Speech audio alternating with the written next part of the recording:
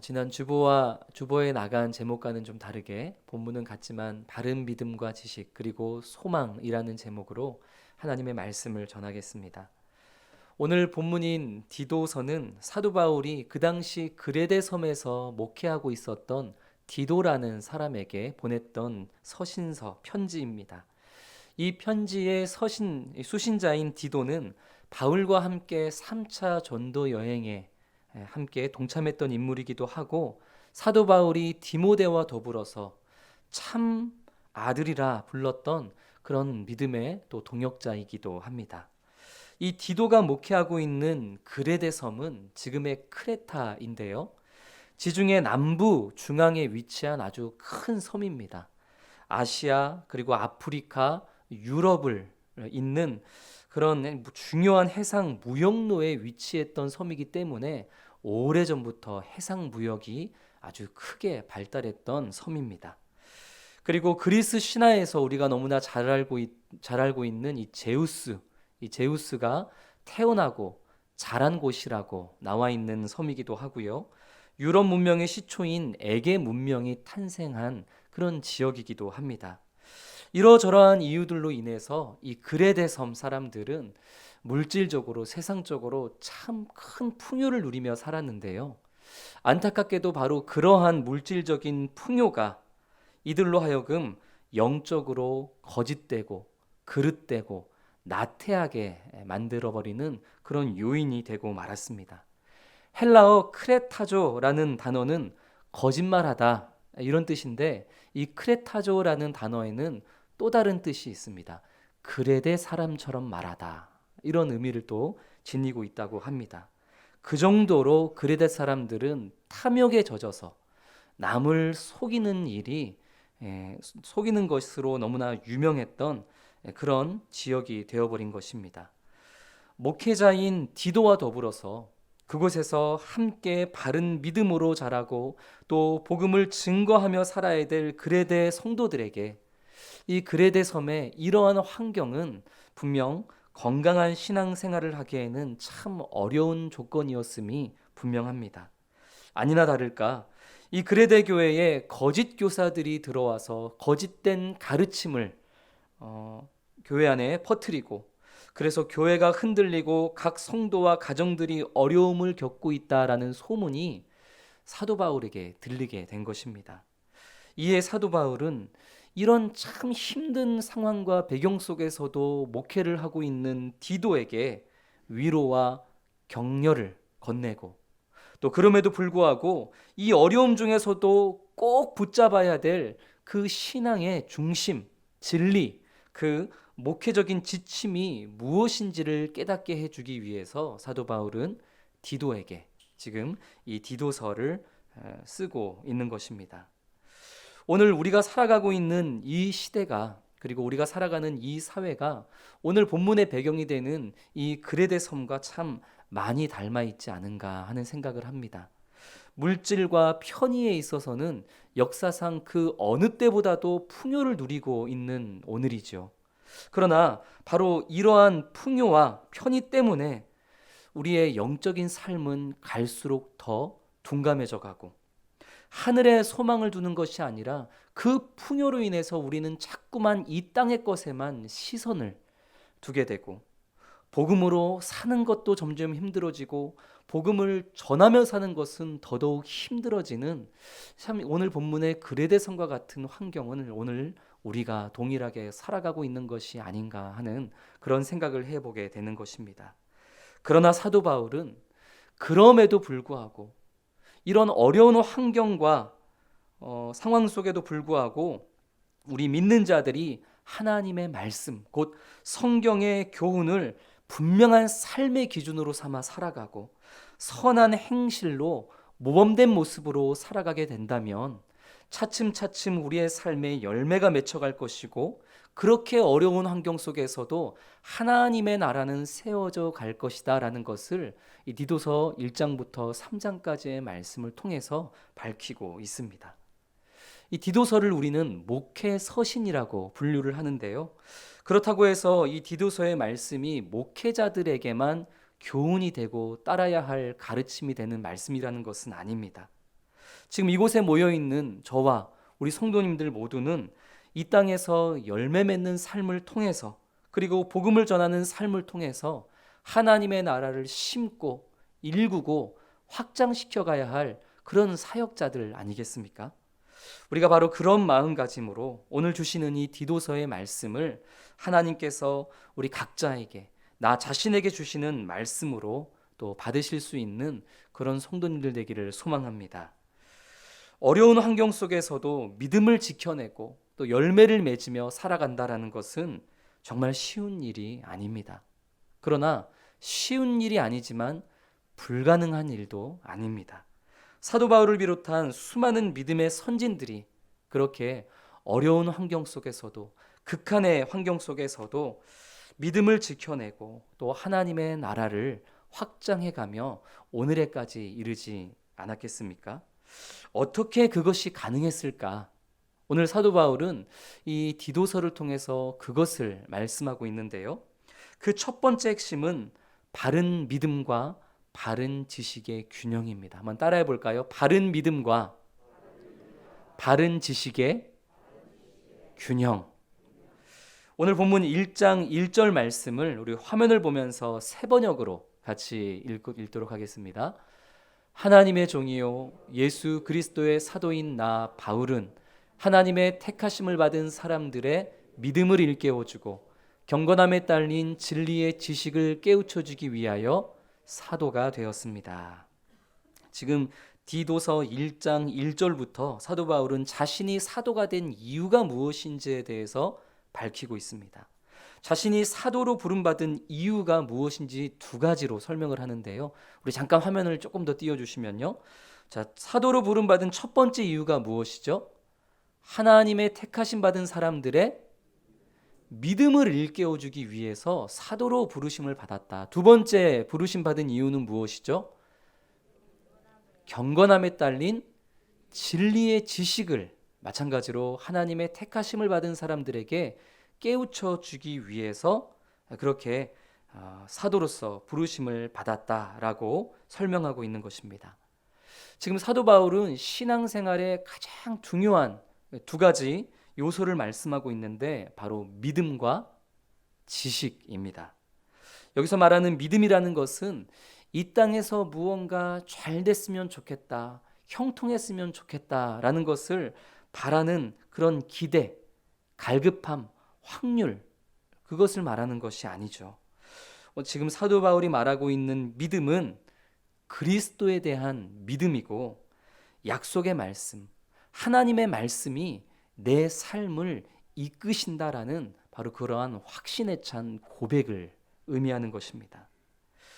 우리가 믿음으로 살아간다라고 했을 때 진정한 믿음으로 살아가는 것은 우리가 이 땅에서 이루어내고자 하는 이런저러한 문제들을 하나님께 하나하나 다 가지고 나오는 것이 아니라 우리가 이 땅을 살아가면서 어떤 문제를 만나든지 그 문제보다 더 크신 하나님을 우리가 믿음의 눈으로 바라보면서 예수 그리스도 안에서 예수 그리스도를 닮아가는 모습으로 내가 이 문제를 어떻게 견디고 어떻게 극복하고 이겨나가야 할지에 대한 은혜를 간구하는 것. 그렇게 예수 그리스도 안에서 하나님이 나를 이끌어 주실 것이라는 그 확신에 찬 믿음의 고백으로 나아가는 것. 그것이 바로 우리가 고백해야 될 바른 믿음인 줄로 믿습니다. 사도 바울은 이 세상에서 무언가를 이루고자 하는 그러한 욕망에 대한 기대, 그러한 갈급함, 이런 믿음이 아니라 바로 그리스도에 대한 믿음, 그리고 하나님의 말씀이 우리 믿는 자들을 어떻게 해서든 선하게 이끌어내신다라는 그 확신에 찬 믿음의 고백을 일깨워 주기 위해서 사도로 부르심을 받았다라고 고백하고 있는 것입니다. 두 번째로 경건함에 속한 진리의 지식. 이것은 쉽게 말해 그리스도를 알아가는 지식을 뜻합니다. 우리는 예수 그리스도가 누구신지에 대해서 모르는 것에 대해서는 크게 부끄러워하지 않습니다.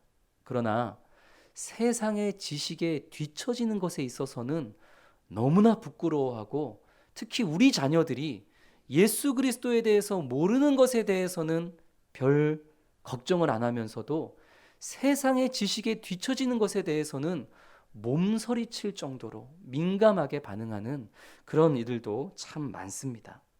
그러나 그리스도에 대해서 알아가는 것, 예수 그리스도를 알아가는 이 지식은 세상 어떤 것보다도 가장 중요한 것이라는 사실을 꼭 인정하고 고백할 수 있는 그런 우리 성도님들이 되기를 소망합니다.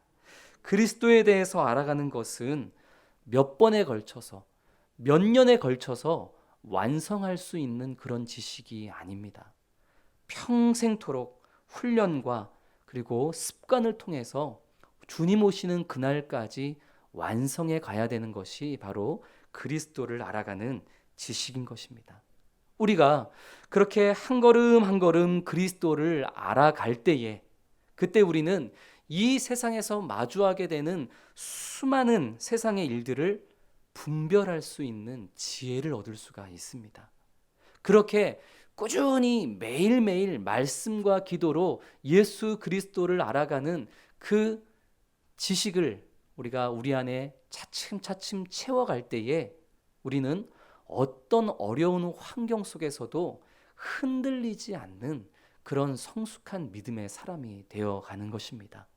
더 나아가서 계속해서 우리가 열심히 말씀과 기도에 매진하면서 그리스도를 아는 지식을 우리의 삶에 계속해서 부단히 채워갈 때 우리는 이제 세상의 그 어려움에 흔들리지 않는 정도가 아니라 오히려 이 그릇된 세상을 하나님이 원하시는 모습으로 변화시킬 수 있는 그런 믿음의 사람이 되어져 가는 것입니다. 그리스도를 알아가는 이 평생의 훈련과 그리고 이 건강한 습관으로 우리가 세상의 것에서 우리가 만나는 모든 일 가운데에서 지혜롭게 선과 악을 분별하고 어떤 환경에도 흔들리지 않고 오히려 그 환경을 하나님이 원하시는 모습으로 변화시켜 나아갈 수 있는 그런 우리 성도님들이 될 수 있기를 주님의 이름으로 축복합니다. 사도 바울은 방금 설명드렸던 이 두 가지, 바른 믿음, 바른 지식, 예수 그리스도에 대한 믿음, 예수 그리스도를 알아가는 지식, 이것을 하나님이 택하신 백성들에게 일깨워 주기 위해서 사도로 부르심을 받았다. 1절부터 그것을 소개하고 있습니다. 믿음, 지식, 이것은 너무나 중요한 것이지만 어느 한쪽만 강조되어서는 결코 안 됩니다. 우리가 잘 아는 것처럼 믿음만 있고 지식이 없으면 그런 사람들은 체험만을 강조하는 신앙인이 되어지고 또 기복주의적인 그런 신앙에 사로잡혀서 자기 욕망을 채우는 데 급급한 그런 사람이 될 위험성이 많습니다. 반대로 지식은 있는데 믿음이 없으면 어떻게 되겠습니까? 그 대표적인 인물이 사람들이 바로 바리새인들이죠. 자기 의만 강조하게 되는 그런 율법주의적인 신앙인으로 치우치게 될 가능성이 다분합니다. 그래서 믿음과 지식이 균형과 조화를 이룰 때에만 건강한 신앙생활이 유지가 될 수 있는 것입니다.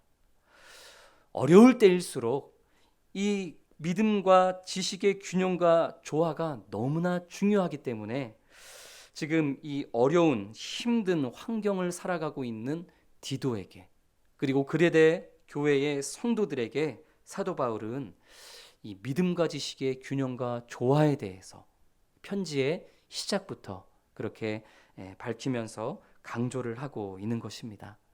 우리 사랑하는 부산 사랑의 교회 성도님들이 바로 이러한 바른 믿음 그리고 바른 지식, 예수 그리스도에 대한 믿음과 그리고 예수 그리스도를 알아가는 그 평생의 훈련과 습관으로 이어지는 이 지식의 균형과 조화를 통해서 어떠한 환경과 어려움 속에도 건강한 믿음을 잘 지켜나갈 수 있는 그리고 환경에 흔들리지 않고 오히려 그 환경을 변화시켜 나아갈 수 있는 그런 건강한 신앙인으로 살아갈 수 있기를 주님의 이름으로 축복합니다. 어려움 속에서도 이처럼 건강한 신앙을 또 견지하고 더 나아가 건강한 열매를 맺을 수 있는 삶. 그 첫 번째는 믿음과 지식의 균형과 조화였고, 그 두 번째는 오늘 2절 말씀에서 밝히고 있는데요, 바로 소망을 갖는 것입니다. 마찬가지로 우리 화면을 보면서 디도서 1장 2절 말씀을 세번역 버전으로 같이 읽겠습니다. 영생의 소망을 위함이라. 이 영생은 거짓이 없으신 하나님이 영원 전부터 약속하신 것인데. 아멘. 사도 바울은 소망이 있어야 한다라고 말씀합니다. 그리고 사도 바울은 자신이 지니고 있는 그 소망이 어떤 소망인지를 이야기하는데요, 그 소망은 바로 영생의 소망입니다. 이 땅을 살아가는 모든 사람들은 다 소망이 있습니다. 남녀노소 빈부귀천할 것 없이 소망이 없이 살아가는 사람은 아무도 없습니다. 그런데 소망이라고 해서 다 같은 소망은 아니죠. 우리 사랑하는 성도님들도 오늘 하루 어떠한 소망을 가지고 살아오셨을 텐데요, 성도님들은 오늘 하루 어떤 소망을 가지고, 또 최근에는 어떤 소망을 가지고 하루하루를 살아가고 계십니까? 어린이날이었던 지난 목요일부터 주일까지 이 목, 금, 토, 일, 이 4일은 황금 연휴였습니다. 하루만 휴가를 내고 연차를 내면 이 4일을 내리실 수 있는 흔치 않는 황금 연휴 기간이었기에 2022년 많은 학생들과 직장인들이 바로 5월에 이날의 소망을 두고 살았다라고 합니다. 그런데 그토록 손꼽아 기다렸던 이 4일의 황금 연휴가 끝난 지금 이들의 마음은 어떨까요? 참 허망함 그 자체죠. 그래서 이들이 그 허망함을 달래기 위해서 지금 또 기다리는 날이 있는데, 그날이 바로 2044년 10월이라고 합니다. 왜 이들이 이토록 이 2044년 10월을 소망하며 살아가는지 확인해 보고 제가 그것을 또 자막으로 만들어 봤는데요. 2044년 10월 1일은 토요일입니다. 쉬죠. 2일은 주일이니까 쉬죠. 월요일인 3일은 개천절입니다. 쉬죠. 그리고 화, 수, 목은 추석 연휴 3일이 이어져서 쉽니다. 7일 금요일 날 하루 연차 휴가를 내면 그 다음 날인 토요일 또 쉬죠. 그리고 또 그 다음 날인 주일 쉬고, 이렇게 9일을 내리쉴 수 있는 날이 2044년 10월입니다. 어떻게 우리 성도님들도 이 날이 이제 막 소망이 되기 시작하십니까? 지금 우리 성도님들이 화면을 보시면서 제가 우리 교회에 와서 뵀던 어떤 때보다 가장 밝은 모습을 보여주고 계신데요. 그런데 이 날이 22년이나 남았습니다. 2044년이면 저는 60세가 되고요. 여기 계신 분들 중에는 80세, 90세, 또 100세가 되시는 분들도 계실 수도 있습니다. 또 22년이 남은 그날까지 어떤 일이 일어날지 알 수 없고, 또 그 전에 우리 주님이 오실 수도 있는 일입니다. 그날을 소망으로 삼고 산다는 것이 얼마나 허황되고 또 허망한 일입니까? 근데 웃자고 하는 얘기지만 정말로 우리 주변에는 이처럼 소망다운 소망을 잃어버린 채 살아가는 이들이 참 적지 않습니다. 일시적이고 단기적이고 또 누군가의 아픔을 전제하는 그러한 소망, 이루고 난 뒤에는 큰 절망감만 느껴지는 그러한 유한한 이 땅의 소망을 가지고 그 헛된 소망으로 살아가고 있는 이들이 우리 주변에는 너무나 많다는 것이죠. 그러나 지금 사도 바울이 2절에서 소개하고 있는 소망은, 성경이 말씀하고 있는 이 소망은 이러한 일시적이고 단기적이고 이루었을 때의 허망감이 느껴지는 그러한 소망이 아닙니다. 사도 바울과 성경이 말씀하고 있는 이 소망은 영생의 소망입니다. 바른 믿음과 바른 지식의 균형을 이루는 성도는 바로 이러한 소망, 장차 천국에서 누리게 될 이 영생의 기대감을 가지고 이 땅을 살아가게 되는 것입니다. 사도행전 28장에 보면요, 사도 바울은 바로 이 소망으로 인해서 자신이 쇠사슬에 매인 바가 되었다라고 이야기하기도 하고, 어려움과 환난에 처해 있는 성도들을 향해서는 로마서 12장 12절 말씀을 통해서 우리가 어려움 중에도 이 소망으로 말미암아 즐거워할 수 있어야 된다라고 권면하기도 합니다. 이 영생의 소망에 대해서 성경은 여러 곳에서 말씀을 하고 있는데요. 대표적으로 네 곳에서만 우리가 이 소망에 대한 말씀을 찾아보면 화면을 한번 보여주시겠습니까? 시편 62편 5절 같이 읽겠습니다. 나의 영혼아 잠잠히 하나님만 바라라. 무릇 나의 소망이 그로부터 나오는도다. 우리 시편 71편 14절도 읽겠습니다. 나는 항상 소망을 품고 주를 더욱더욱 찬송하리이다. 아멘. 78편도 읽겠습니다. 그들로 그들의 소망을 하나님께 두며 하나님께서 행하신 일을 잊지 아니하고 오직 그의 계명을 지켜서. 우리 마지막으로 디모데전서 6장 17절 세 번역으로 읽습니다. 그대는 이 세상의 부자들에게 명령하여 교만해지지도 말고 덧없는 재물에 소망을 두지도 말고 오직 우리에게 모든 것을 풍성히 주셔서 즐기게 하시는 하나님께 소망을 두라고 하십시오. 아멘. 성경은 그리고 사도 바울은 이 영생의 소망에 대해서 이야기합니다. 이 영생의 소망을 가지고 있는 자는 이 소망을 위해서 무엇도 포기할 수 있고 또 어떤 어려운 환경 속에서도 이 소망으로 말미암아 즐거워하고 또 평안을 누리고 기뻐할 수가 있다라는 것입니다. 오늘 2절 말씀을 보면 이 영생의 소망은 거짓이 없으신 하나님께서 영원 전부터 약속하신 것이다 라고 말씀합니다. 하나님께서 영원 전부터 피조물이 생기기 이전부터 약속하신 것이기 때문에 이 영생의 소망은 피조물에 불과한 우리의 능력과 우리의 힘에 달려있지 않습니다. 이것은 오직 하나님께만 달려있는 것이고 하나님께서 은혜로 선물로 주실 수 있는 것이죠. 하나님은 이 영생의 가치를 전도를 통해서 수많은 선지자들을 통해서 많은 이들에게 전하셨고 그리고 사도 바울도 이 귀한 영생의 소망, 이 영생의 말씀을 전파하는 그 사명을, 그 직분을 자신이 갖게 되었노라고. 이 전도는 이 하늘의 소망, 영생의 소망을 전하는 것이야말로 내 것이라고 3절에서 말씀하고 있는 것입니다. 사랑하는 성도 여러분, 우리가 고백해야 될 소망, 그리고 우리가 이 땅을 살아가면서 마주하는 수많은 사람들에게 보여주고 전해야 될 소망이 바로 이러한 소망이라는 것을 꼭 기억하고 삶으로 살아내는 우리 성도님들이 되기를 소망합니다.